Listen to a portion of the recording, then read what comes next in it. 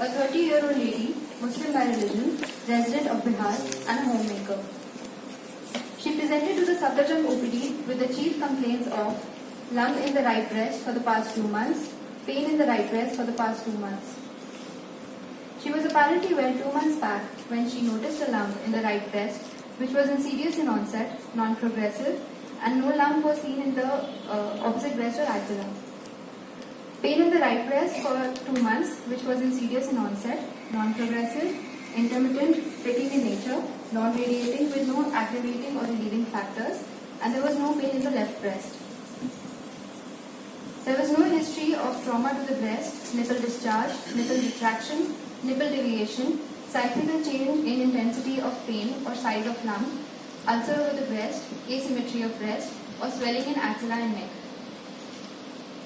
There was no history suggestive of metastasis to bones, brain, lungs, or liver.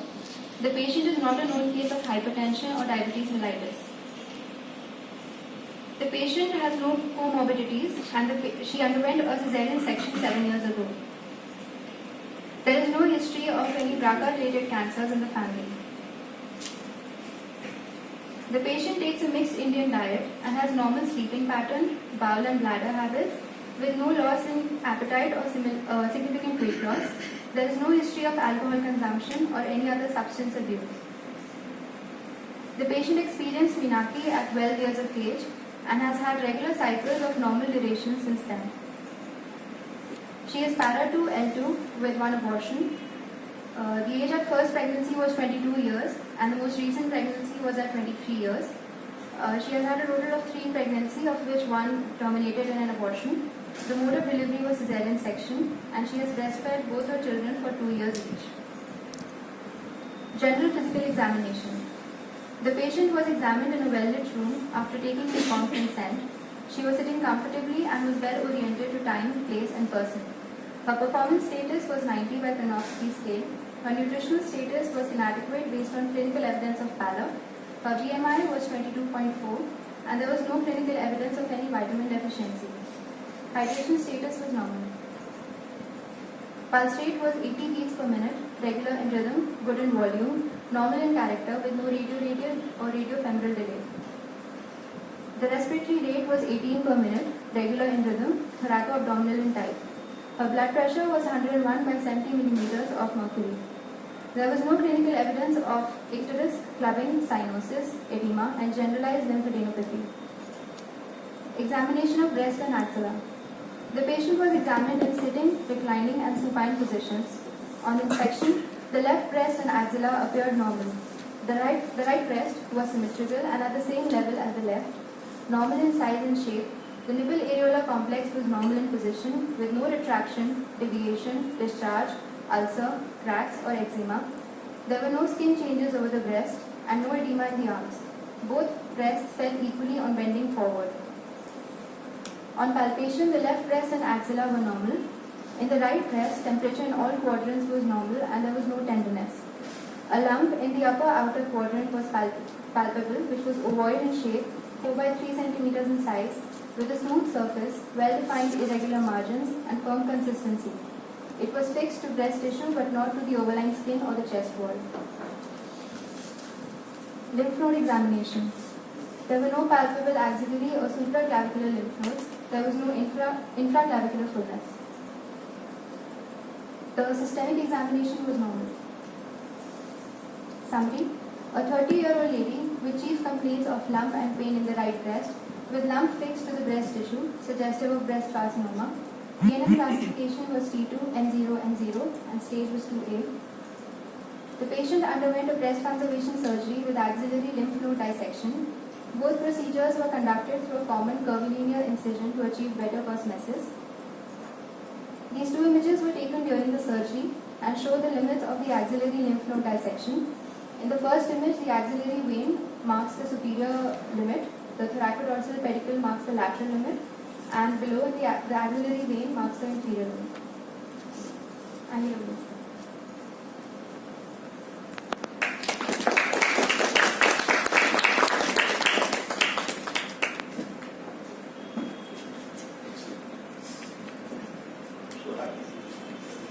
Probably one of the best ones in the recent times. I think you'll agree.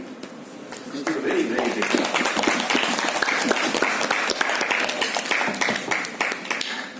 I have very little to add. Actually, this was probably the way I would want a postgraduate to make a presentation. If you were appearing for an MS exam, you would have still cracked it. Which clearly means you've done so well. I'm so happy. Now, coming to certain issues, which will always remain, that's my problem. So, there will always be something that you will still think. And that starts from the history. You've taken everything in the history. Everything is fine. I will just touch on a few points.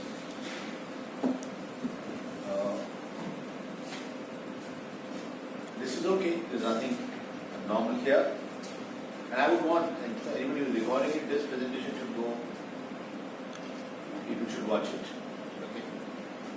Now, lump in the right breast 2 months, pain in the right breast 2 months. That's perfect. History of present illness, perfectly taken. Lump in the breast, insidious, non-progressive, no lump in the opposite breast to axilla. Nothing to add.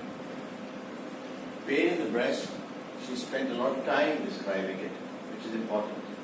And insidious, non-progressive, intermittent pricking, but I would be interested in whether it was cyclical or not. Cyclical mastalgia has a significant in breast disorders.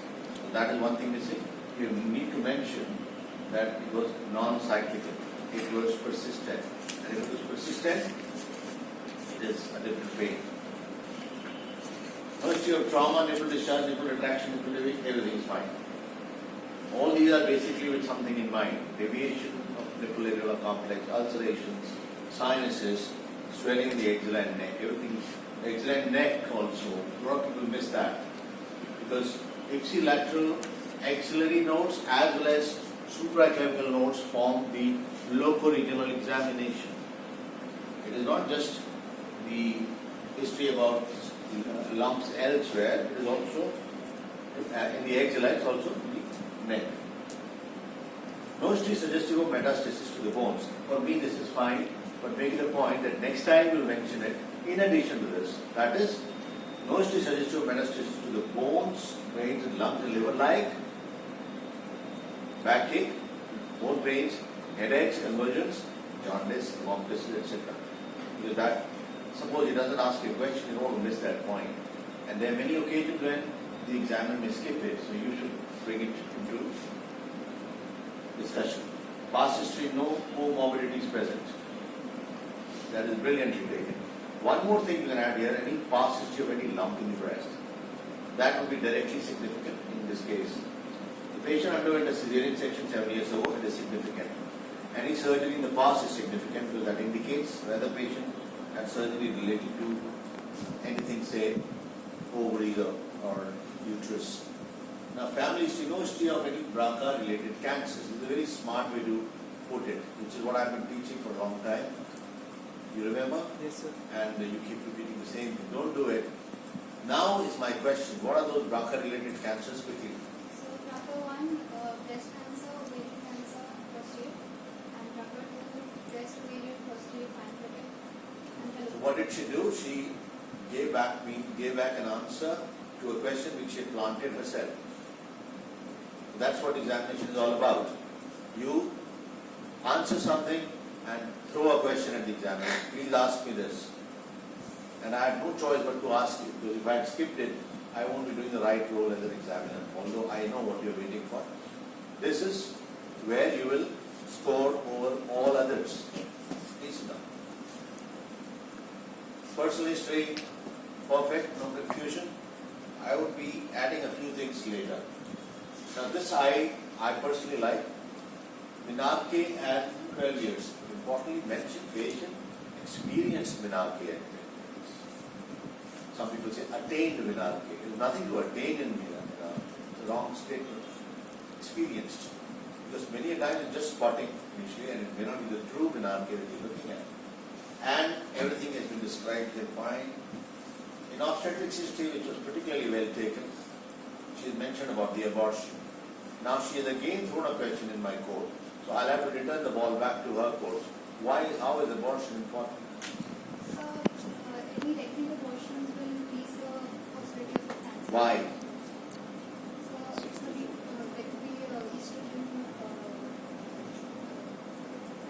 ovarian cancer. Now this is supposed to be your game. You're playing as you want to. So if you gave me a backhand chop, I have to return to the forehand topspin. You should be ready to block it. If you can't block the topspin, it goes over. You know that, no? Tennis. So your answer should have been unopposed action of estrogen. Abortion increases the risk of breast cancer by having unopposed action of estrogen. That I thought was the plan it was. So, and then the lesson to be learned is don't plant the wrong one, because if you don't know the answer, it's a negative mark unnecessarily. That's like you're giving a sitter to your opponent to hit the ball. So be careful when you're doing it. A little bit of understanding of it. I think I'm happy with the history. Now the missing points in the history. Any history of OCP intake has to be mentioned. Any history of any hormone therapy has to be mentioned. Now, although now it is believed that OCPs per se do not directly contribute, although even that is debatable, but you can get away by saying OCP, the dose of estrogen has been reduced tremendously now, so the risk is reduced tremendously accordingly, you can say. And the other thing is, the age when you take the OCPs, or the patient takes the OCP, or the individuals take OCPs, is not the age when you get cancer, so the two are not connected. So that should have been missed. The other thing is, abortion you covered now. And hormone replacement therapy will be relevant if this patient is a little older, because that's when they take it towards the menopause, they take the HRT, and HRT does increase the risk. Now the general physical examination was perfectly done. I don't have anything to add. The questions will happen. She's created that for herself. Now BMI, nutritional status, inadequate based on clinical evidence of pallor. I can't say it better. This is how I would say it if I was to appear in the exam once again. Inadequate based on clinical evidence of pallor, BMI is still provided. So if you were to label her based on BMI, you would be wrong. Why? Because anemia is an objective parameter for malnutrition. No evidence of any vitamin deficiency. Very well done. Hydration status normal. What a shame, some people missed out. Pulse rate normal, respiratory rate normal. There is no clinical evidence of icterus club. And this she has obviously written this laundry list for somebody who has nothing else to do. So she just added it at the end. You people start with it. That's the difference. When you have to show your house, you don't start from the garbage bin, do you? You start from the best place of your house. Most important place. Less important. Least important. Okay? So, accordingly in your presentation, the most important parts should come first, then moderate, then, no, that's perfectly done. Now, she mentioned specifically generalized lymphadenopathy. All of you often, even last presentation, we had lymphadenopathy. That's a wrong statement. Now, what is generalized lymphadenopathy, Vasundhara? So when there is any Answer the question, you have planted it. enlargement of two non-contiguous lymph nodes.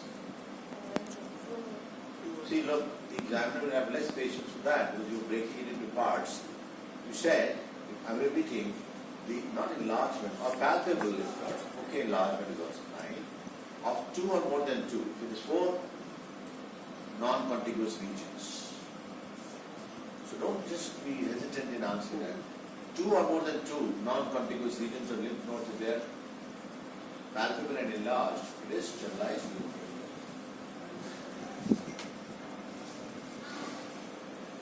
Now this is again a lesson to be learned. I'm sure most people would learn from it. Examination of breast and eczema. Do not say local examination. That would be a wrong statement.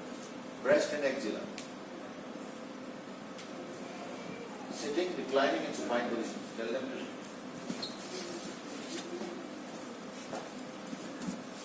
Now, examining sitting, reclining in supine positions. She has put it there. Which was what we planned. Why in these three positions? One by one. So in sitting position, we are able to in general observe both breasts and we can see any skin changes or any lumps which happen on the skin. In supine position, we can No, you will evaluate. see more in sitting position. So skin changes are visible. What about the level of nipple complex? That you will see in a sitting position only. Because there, retraction of nipple, You can ask the patient to raise the arms, which also you will mention. In sitting, reclining and supine position with the arms up, arms by the side. The arms up would indicate if there is a dimpling or retraction which will get exaggerated. So basically it's to look for the retraction of nipple, areola complex, any dimpling, and then in a supine position. So supine position to palpation. You palpate better in a supine position, you inspect better in a sitting position. That's the answer. You inspect better in a sitting position. You palpate better in a supine position because you can palpate it against the chest wall. So you palpate against the chest wall, which is easier to palpate. Please sit down. Now the rest of the description of the breast, that is left breast axilla appear normal. Excellent. Normal side exam. Clear? Now once you anything paired in the body, always examine the normal side or the contralateral side first. And in breast especially, because you would like to, the breasts have a different contour, texture, and individually it will vary. So it is useful to examine the normal side first, whose texture can then be compared. Nipple areola complex is normal in position. This can only happen if the patient is sitting. So inspection is done in a sitting position. So for inspection, sitting position is ideal. For palpation, supine is ideal. And reclining is something in between if you have to take the best of the three. No skin changes, no edema in the arms. I especially am fan examiner, I'm marking for this. Why did you look for edema of the arms? So many lymph nodes are involved in like the lateral tube is involved, so you can edema in the arms. What would it indicate to you? Not lymphedema at the beginning. Suppose there is no node palpable in the axilla, but the patient has edema. The arm is swollen. What does it mean? Anybody else? So the lymph, so there is a compression on the veins. What does that mean? What Axillary. states that becomes N2? Even without a palpable node, edema of the arm becomes N2. So you will comment on edema. This edema is not lymphedema. It's pressure of the vein, which is called edema, should be pitting. So examining the arm is important. Suppose you don't palpate a node, suppose there are many, the whole thing is indurated, you are not able to palpate individually. But if the arm is swollen, it will be assumed that it's a fixed group of axillary nodes. N2 is ipsilateral fixed axillary nodes. No? Fixed to the vein, to the axilla, to each other, they all will become N2. So one indirect evidence of N2 is edema of the arm.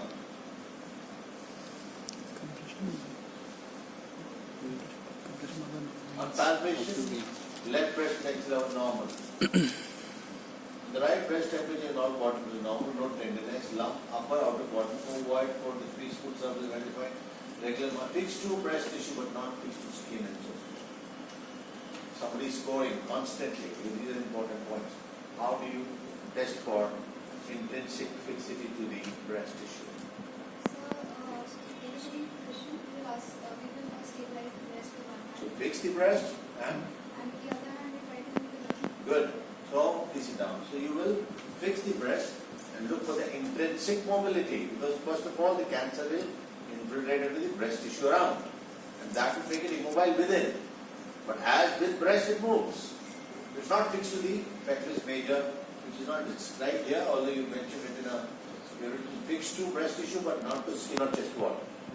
In between the skin and chest wall lies the pectoralis major, which is not a part of the chest wall. And therefore you have to mention that it is not fixed to the pectoralis major. How do you test for fixity to pectoralis major?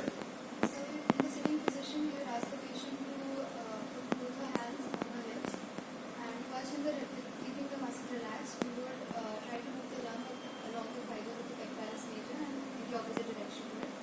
If it is mobile, then we will proceed further by asking the patient to flex or put pressure on the hips. And again, we try to move the lump. If the lump is now fixed or there is decreased mobility, it shows. What is missing? There are 3 steps. This is So, the we have to check if Please stop. Good. Please sit down. Very well answered. And she said something, I don't know if you heard it, that if it is mobile, you begin with. Because if it is not mobile to begin with, this test is no relevance. In that case, you will be putting it to another another test, that is bending forward, where you have to differentiate it from fixity to the chest. Now, what is chest wall? What do you mean by chest wall? What does it constitute? What does it constitute? Intercostal muscles? Yes, that's it. Don't go beyond. Whatever is not a part of it, that's backside. Mix it up. So, chest wall is intercostal muscles, sorry, ribs, intercostal muscles, that's it, that's it. Pec major is not a part of chest wall. So, pec major fixity, if to begin with the lump is fixed, then you do the bending forward test. If it is fixed to chest wall, it won't move forward. If it won't drop forward. But pec major fixity, it will drop forward. Then don't never mention lymph node examination. You can say regional lymph node examination, then I would have granted it. You would say examination of the axilla and supraclavicular fossa. No palpable external or supraclavicular lymph node, and you saw during surgery there were plenty of them. We could palpate. My clinical stage was T2, N1, N0 because I could clinically palpate. So probably you missed it. So examine carefully. No palpable external or supraclavicular lymph nodes. No infraclavicular fullness. Why did he look for? What do you mean by infraclavicular fullness?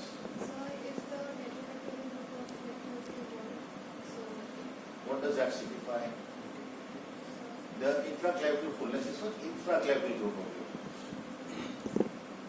Infraclavicular. Supraclavicular you are examining, and the other method is you put your hand into the axilla to the apical group and the other one above. It is difficult to do. A lot of people just look for fullness in the infraclavicular fossa. If it is full, you suspect that the lymph nodes are involved. Now I understand you said it in a hurry, the systemic examination is normal. But when you're doing for breast or for cancer, you describe the T, you describe the N, you have to describe N. And then you should be very careful. You can't just skip this. This is very, very casually done. So what would be the M in breast? So you can say to the bones, which would present a maybe Bone, next, liver, lungs. Right. Now you examine them. What did you do for the abdomen? You didn't mention. You examine the abdomen for liver, parasites, and you have to do DRE if the patient commits, or a PV. Why should you do PV in this patient? No, and here it will be pouch of Douglas. Rectocycle in males. You look for the bloomer shell or the deposits. Anything else? Yes. You can look for Krukenberg's